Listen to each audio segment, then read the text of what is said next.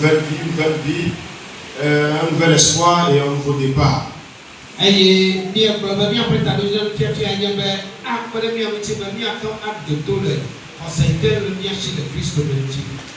ainsi, dans l'objectif de cet enseignement, cela va nous permettre d'avoir une foi profonde à la foi en Christ. Et nous devons reconnaître maintenant qui sommes-nous en Jésus-Christ et le devoir qui nous est dévolu en Jésus-Christ.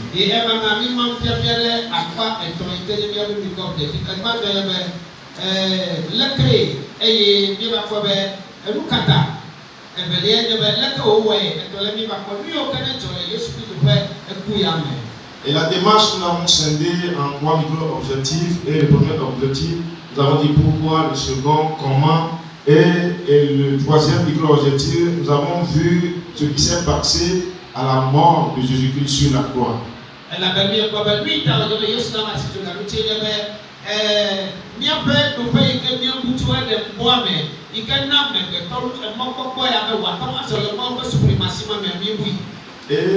nous avons vu dans l'introduction que notre identité que nous avons perdue dans le jardin d'Éden, Dieu nous a encore donné un espoir pour que nous retrouvions cette identité à travers la mort de Jésus.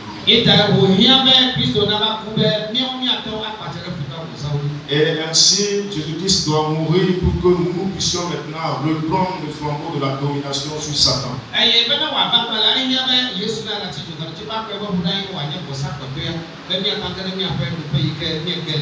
Et pour que ce projet de la suprématie puisse être accompli, il faut que Jésus vienne mourir sur la croix pour nous afin que nous soyons élevés dans la suprématie. Et nous avons vu les 3 événements, bien ce qui s'est passé à travers la mort de Jésus-Christ sur la croix.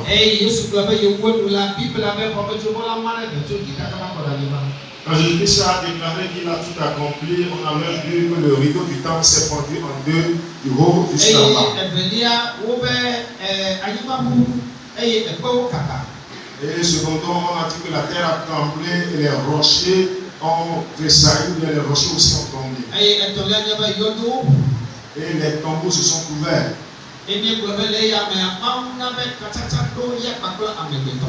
Et à travers cet événement, Dieu a établi une nouvelle communion entre lui et les hommes. Et il a encore renouvelé son unité avec les hommes.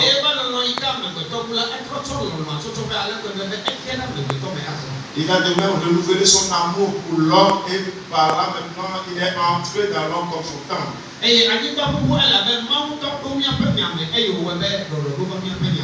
la terre a tremblé, pourquoi? Parce que Dieu même maintenant s'intéresse à nos affaires et Dieu maintenant a restauré nos affaires.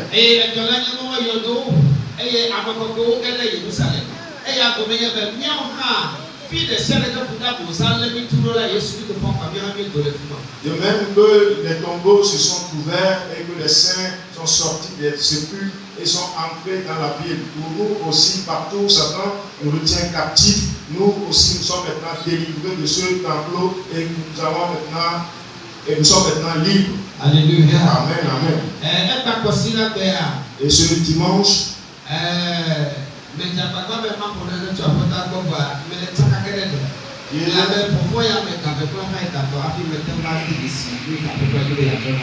j'ai essayé de recevoir un message du Seigneur pour vous, mais ça a été vraiment difficile. C'est aux alentours de 3 heures du matin que j'ai tout reçu quelque chose, mais je vais essayer de vous le transmettre comme le Seigneur me l'a transmis. J'ai lu ce passage biblique et j'ai eu le discernement.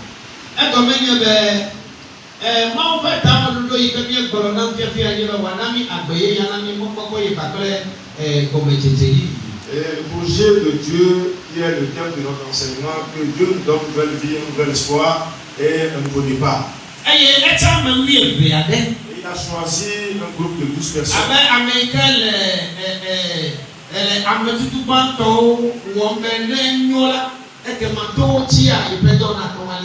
Celui-là qui a choisi ce groupe comme un échantillon par lequel Un échantillon qui va servir d'expérimentation et par après va le répandre dans le monde entier.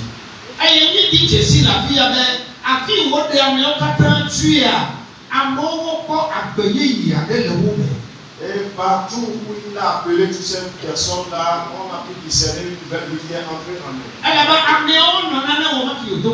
Parce qu'ils étaient dans une autre vie avant qu'ils ne les rencontrent. Et il leur a introduit une nouvelle vie à suivre. Ils n'étaient pas à leur connaissance. Et qui leur a ouvert la porte de nouvelle espoir. Et à un moment donné, ils ne voulaient plus se séparer.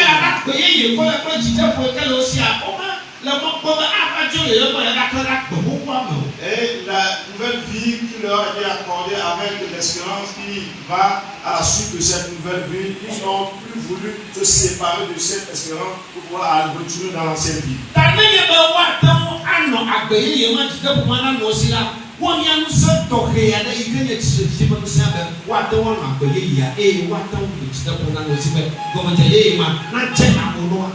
Et si ils devaient mener cette vie, cette nouvelle vie, et garder cette confiance dans cette espérance qu'il leur a accordée, ils ont besoin d'une force, d'une puissance de la résurrection qui puisse les soutenir, les supporter, afin qu'ils puissent témoigner de cette nouvelle vie au regard des gens.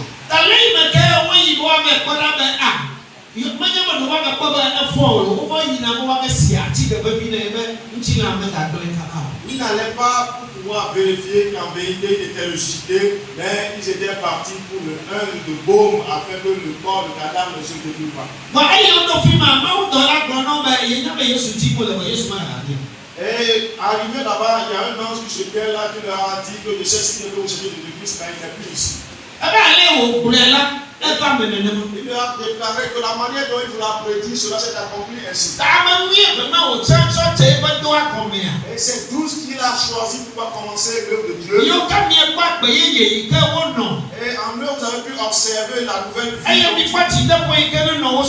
vous avez vu l'espérance qu'il possédait aussi. Allez-y encore là. Ce que leur maître leur avait enseigné, que cela s'est accompli. À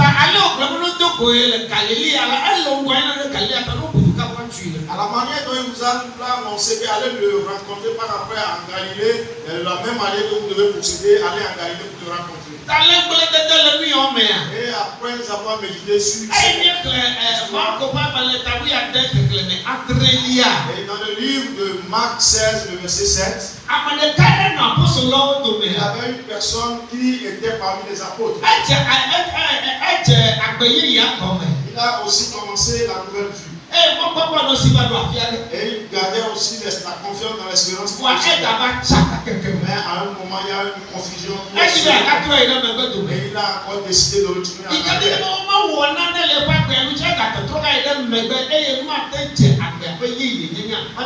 Et si on ne le fortifiait pas de nouveau, cela ne va plus lui permettre d'avancer, mais il va plutôt reculer, il ne va plus se tenir dans cette nouvelle vie qu'il a commencé. Allez aussi annoncer à Pierre de même que Jésus ressuscité. Que Jésus-Christ au fond. Alléluia. Amen. Parce qu'il connaît si bien ce qu'a traversé Pierre. Il a bien commencé la nouvelle vie. Et tout le monde a pu l'observer de celui-là faire témoignage d'une nouvelle vie. Et on a vu le courage qu'il possédait. Et il marchait dans cette et que celui-là qui était sur les blèches de pierre, ce courage-là dont il fait montre parmi nous. Mais arrivé à un niveau de la marche, Pierre a tremblé. Et il a renié Jésus-Christ même son maître. Et Jésus savait lui aussi a besoin d'aller en Galilée. Que cette puissance de la résurrection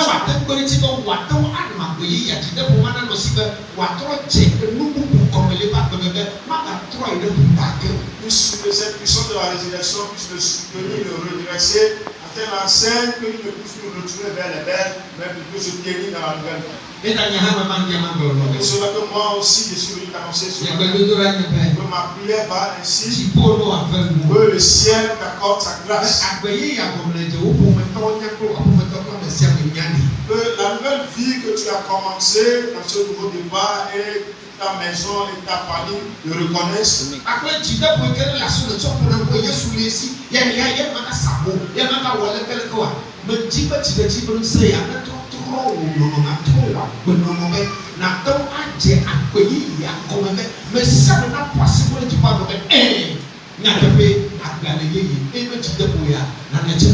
Et le courage que tu possèdes en témoignant Jésus-Christ partout où tu vas et tu le confesses que Jésus-Christ est Seigneur, que tu ne retourneras pas vers ces idoles. Je veux maintenant que tu te maintiennes par la puissance de la résurrection dans cette nouvelle vie et que tu puisses maintenant témoigner en vérité et que tu puisses nous reculer. Et je suis sûr que Dieu peut l'accomplir pour toi. Garde le courage pour ça. Que si tu arrives à comprendre cela, que le Seigneur le fera. Dieu l'a dit que celui-là ne peut jamais changer. Et il s'évertue vers moi. Et si un nouveau vent commence à souffler, et aujourd'hui, là, de l'argent, c'est pour cela qu'il agit ainsi. Peut-être qu'il n'a pas d'argent, c'est pour cela qu'il s'est humilié. Et qu'on permette que le moment vienne, et que cet argent va finir. Et chercher une querelle, vous verrez. Je suis venu t'annoncer que cette prophétie ne sera. Cette prophétie ne s'accomplira plus dans ta vie. Parce que si Jésus-Christ a pu l'accomplir dans la vie de ses enfants, il peut de même l'accomplir aussi dans ta vie. Mais ce qui est important à savoir, que toi-même, donne-toi à lui. C'est pour cela que j'ai donné pour titre de cet enseignement. J'ai été créé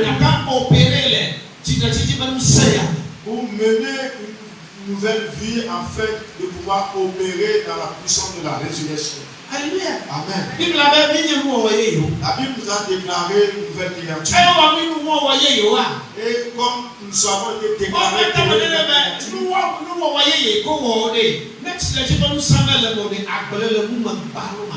et cette nouvelle créature, s'il n'y a pas ce pouvoir ou cette puissance de la résurrection qui le sous-tend, tu vas plutôt déclarer de parler vertement. Amen. Amen. Merci.